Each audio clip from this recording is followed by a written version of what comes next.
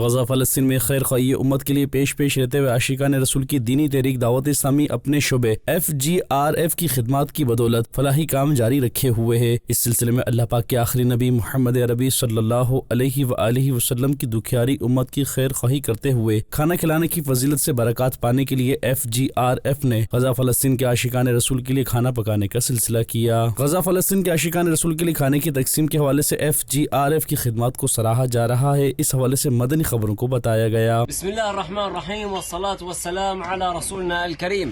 في هذا المقام الطيب المبارك نتقدم بجزيل الشكر والعرفان إلى مؤسسة FGRF أمام جهدهم الطيب المبارك بتجهيز وجبات الطعام الساخنة. هذه الوجبات سنقوم بتقديمها للأسر النازحة والمنكوبة في منطقة المواصي جنوب مدينة خان يونس. أسأل الله أن يبارك فيكم ويجزيكم عنا خير الجزاء.